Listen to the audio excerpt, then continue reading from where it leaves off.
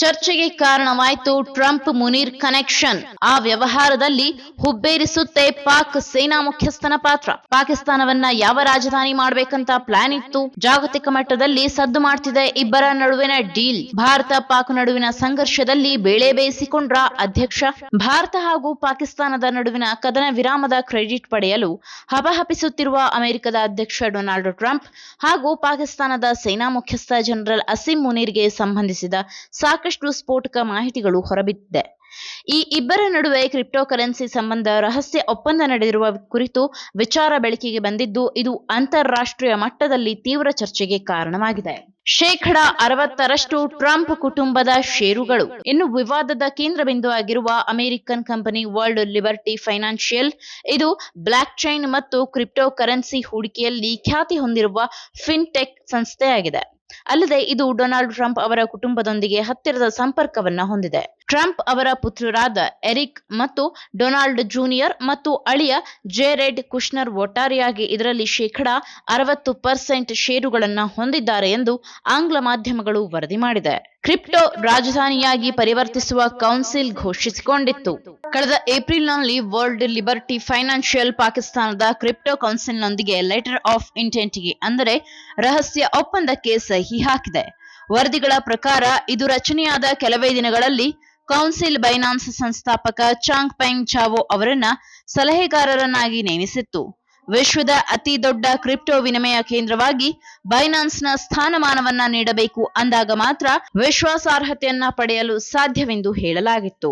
ಅಲ್ಲದೆ ಇದರ ಉದ್ಘಾಟನೆಯ ಸಮಯದಲ್ಲಿ ಪಾಕಿಸ್ತಾನದ ಇಸ್ಲಾಮಾಬಾದ್ ಅನ್ನು ದಕ್ಷಿಣ ಏಷ್ಯಾದ ಕ್ರಿಪ್ಟೋ ರಾಜಧಾನಿಯಾಗಿ ಪರಿವರ್ತಿಸುವ ಕೌನ್ಸಿಲ್ ಘೋಷಿಸಿಕೊಂಡಿತ್ತು ಎಂದು ವರದಿಯಲ್ಲಿ ಉಲ್ಲೇಖಿಸಲಾಗಿದೆ. ಅಸಿಂ ಮುನೀರ್ ಅವರ ಭಾಗವಹಿಸುವಿಕೆ ಹುಬ್ಬೇರಿಸುತ್ತದೆ. ಈ ಮಹತ್ವದ ಒಪ್ಪಂದದಲ್ಲಿ ನೇರವಾಗಿ ಶಾಮೀಲಾಗಿರುವ ಜನರಲ್ ಅಸಿಂ ಮುನೀರ್ ಭಾಗಿದಾರಿಕೆಯು ಹುಬ್ಬೇರಿಸುವಂತೆ ಮಾಡುತ್ತದೆ.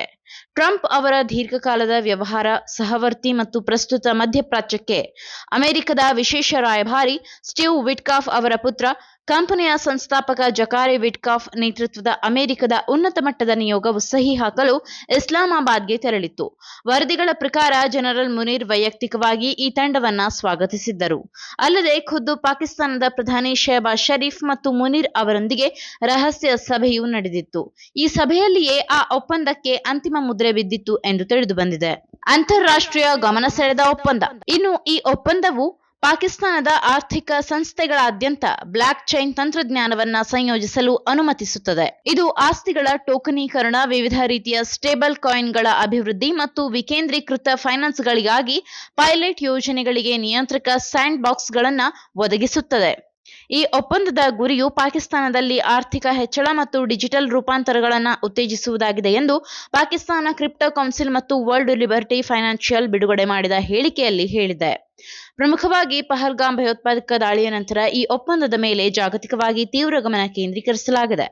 ವರ್ಲ್ಡ್ ಲಿಬರ್ಟಿ ಫೈನಾನ್ಷಿಯಲ್ ಒಂದು ಪತ್ರಿಕಾ ಹೇಳಿಕೆಯಲ್ಲಿ ಈ ಒಪ್ಪಂದದ ಬಗ್ಗೆ ಯಾವುದೇ ರಾಜಕೀಯ ಉದ್ದೇಶಗಳಿಲ್ಲ ಎಂದು ಸ್ಪಷ್ಟಪಡಿಸಿದೆ. ಆದರೆ ಡೊನಾಲ್ಡ್ ಟ್ರಂಪ್ ಕುಟುಂಬ ಮತ್ತು ವೈಟ್ ಹೌಸ್ ಈ ವಿಷಯದ ಬಗ್ಗೆ ಮೌನವಾಗಿದೆ. ಇದೇ ವೇಳೆ ಫಸ್ಟ್ ಪೋಸ್ಟ್ ವರದಿಯ ಪ್ರಕಾರ ನವದೆಹಲಿಯ ಕಾರ್ಯತಂತ್ರದ ವಿಶ್ಲೇಷಕರು ಈ ಒಪ್ಪಂದವನ್ನ ಗಂಭೀರ ರಾಜಕೀಯ ಒಳಗೂಡಿರುವ ಅಪಾರದರ್ಶಕ ಆರ್ಥಿಕ ಒಡಂಬಡಿಕೆ ಎಂದು ಗುರುತಿಸಿ ಎಚ್ಚರಿಕೆಯ ಸಂದೇಶ ರವಾನಿಸಿದೆ. ಅಮೆರಿಕ ಪಾಕಿಸ್ತಾನ ಸಂಬಂಧ ನಾಟಕೀಯ. ಅಮೆರಿಕ ಪಾಕಿಸ್ತಾನ ಸಂಬಂಧ ನಾಟಕೀಯವಾಗಿ ಬದಲಾಗುತ್ತಿರುವುದು ಇದೇ ಮೊದಲಲ್ಲ ಎಂಬುದನ್ನ ನಾವಿಲ್ಲಿ ಗಮನಿಸಬೇಕು. ಟ್ರಂಪ್ ಅವರ ಹಿಂದಿನ ಅವಧಿಯಲ್ಲಿ ಅವರ ಆಡಳಿತವು ಪಾಕಿಸ್ತಾನದ ವಿಚಾರದಲ್ಲಿ ಕಠಿಣ ನಿಲುವನ್ನ ತೆಗೆದುಕೊಂಡಿತ್ತು. ಪಾಕಿಸ್ತಾನವನ್ನು ಹಣಕಾಸು ಕ್ರಿಯಾ ಕಾರ್ಯಪಡೆ FATFನ ಬೂದುಪೆಟ್ಟಿಗೆ ಸೇರುವವರೆಗೆ ಇದು ಭಯೋತ್ಪಾದನೆ ಮತ್ತು ಹಣ ವರ್ಗಾವಣೆ ಸಂಬಂಧಿಸಿದ ವಿದೇಶಿ ನಿಧಿಯನ್ನ ನಿರ್ಬಂಧಿಸಿತು. ಈ ಕ್ರಮವು ಪಾಕಿಸ್ತಾನದ ಆರ್ಥಿಕತೆಯನ್ನ ದುರ್ಬಲಗೊಳಿಸಿತು, ದೇಶವನ್ನ ದಿವಾಳಿಯ ಅಂಚಿಗೆ ತಳ್ಳಿತ್ತು ಮತ್ತು ಬಹುರಾಷ್ಟ್ರಗಳಿಂದ ಸಹಾಯವನ್ನ ಪಡೆಯುವಂತೆ ಒತ್ತಾಯಿಸಿತು.